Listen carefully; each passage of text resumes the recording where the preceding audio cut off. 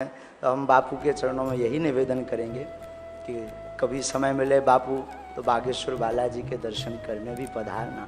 हमारी सामर्थ्यता तो नहीं है बुलाने की कभी, लेकिन लोक व्यवहार में यही कह सकते हैं आप तो हनुमान जी के साथ सदैव रहते हैं, हनुमान जी आपके साथ रहते हैं। तो कभी बागेश्वर वाले बालाजी अगर आपको अंतर मन में प्रेरणा देवें तो ज़रूर पधारना। तो ये चाह है, चाहे तो बढ़ती रहेगी। अभी हम बुलाने को कहेंगे, फिर कथा को कहेंगे। हाँ, न जाने क्या क्या कहेंगे। एक महापुरुष कहते थे, चाहे पैसों से आनों में आती रही, चाहे आनों से रुपया बनाती रही, चाहे रुपयों से नोट बुनाती रही, चाहे नोटों से कोठी चुनाती रही, चाहे कोठी में मोटर मंगाती रही, चाहे मोटर से होटल में जाती रही, चाहे होटल में बोतल खुलाती रही, चाहे क्या क्या न करती कराती रही। चाहे पाली जिन्होंने वो पीले हुए, चाहे छोड़ी जिन्होंने वो रसीले हुए, चाहे जी से लगी जी जरा हो गया, चाहे हरि से लगी जी हरा हो गया। अब एक ही चाहे हमको चाहिए, वो अगर चाहे तो फिर क्या चाहिए। हनुमान जी चाहे तो क्या चाहिए। तो हम तो यही कहेंगे जो हनुमान जी चाहें। और बापू के लिए हमारे पूज्य दादा गुरु का एक श्लोक है, अगर बापू की आज्ञा है तो सुनाऊं।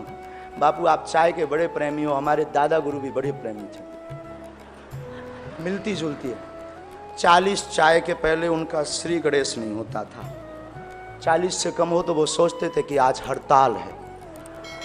उनसे बोला जाता था कि नहीं नहीं दूध नहीं है, तब उनसे कहते थे कि इतनी चाय क्यों पीते हो। जिनकी शरण में ये दास रहा, जिसके कारण ये दास आपके सामने खड़े होने लायक बना है, या जिनके कारण इस दास के मुख में वाणी की सामर्थ्यता है, वो दादा गुरु कहते थे, केटली गर्भ संभूतम शक्कर पत्ती मिश्रतम कप मध्य विराजते देवी ओम चाय चंडकाय नमो नमः।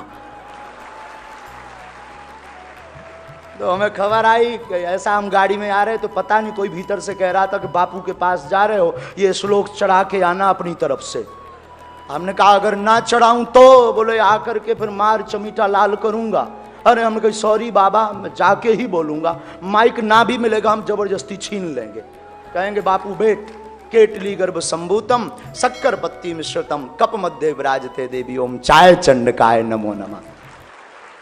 इसका मतलब ये भी है कि बापू कभी मौका मिलेगा तो हम चाय पिएंगे आपकी शीत प्रसादी के रूप में। हम प्रणाम करते हैं, ज़्यादा बहुत समय ले लिया, क्षमा मांगते हैं। जो भी वाणी से दास के द्वारा धृष्टता निश्चित है, मूर्ख आदमी है, पढ़े लिखे हैं नहीं, गांव के गवार हैं बापू, मूर्ख आदमी नालायक हैं, कौन पढ़े लिखे हैं। बहुत अब गुरु कृपा हो गई सो आपके सामने खड़े हो गए। चरणन में बारंबार प्रणाम कर रहे हैं, पूज्य महाराज जी के चरणन में बारंबार प्रणाम कर रहे हैं। आप सबको बागेश्वर धाम की, सन्यासी बाबा की, पूज्य बापू जी महाराज की, अपने अपने मताई बाप की। नमः पार्वती पते हर हर।